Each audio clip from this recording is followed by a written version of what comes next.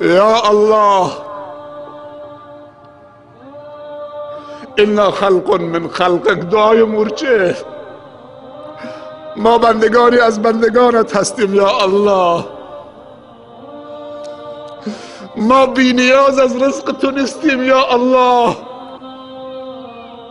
ما بی نیاز از رحمت تو نیستیم یا الله. خدایا ما را به خودمون وامگذار یا الله. خدایا بارانی بر دلهای ما نازل بکن که درون ما رونق بگیرد. خدایا به داد دلهای ما برس که دلهای ما مرده، نه زمینها. درون ما خشکیده یا الله. خدایا بارانی بر دلها و افکار ما بریز و به داد دلها نیتهای ما،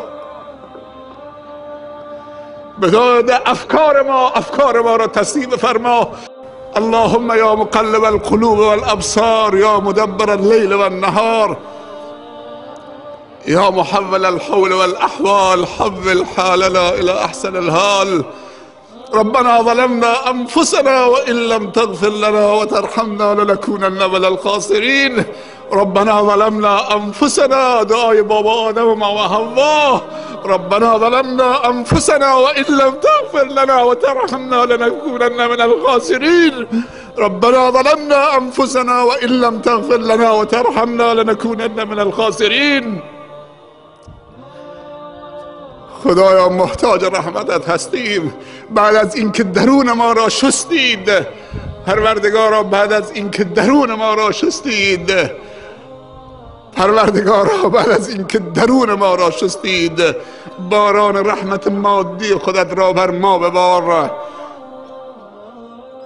چون همه جا خوش شده، آبها عمیق شدند، چراگاه ها کم شدند، بندگان تو نگرانند.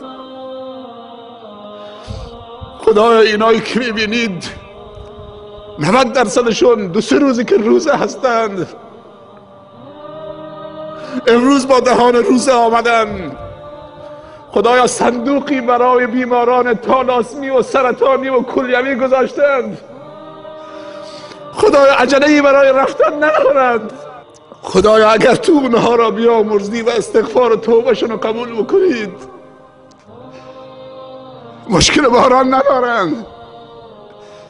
مشکل این که دلشون خشکیده شده، توکل و ایمانشون و یقینشون و عقیدشون ضعیف شده و اخلاصشون خدشه‌دار شده و مسیر قلبشون منحرف شده. خدایا به این جمع نیازمند رحم بفرما. از خانه هاشون به این بیابان آمدن. تو خودت گفتی اگر بنده من دستشو بلند کرد 3 بار گفت یا الله یا الله یا الله. تو خودت گفتی که من شرمم میاد که دست بندم و خالی بر بگردونم. خودت گفتی ادعونی استجب لکم. خدایا ما نیازمند و درمانده و بیچاره و فقیر هستیم. یا ایها الناس انتم الفقراء الی الله. همه شما فقیر به درگاه خدا هستید.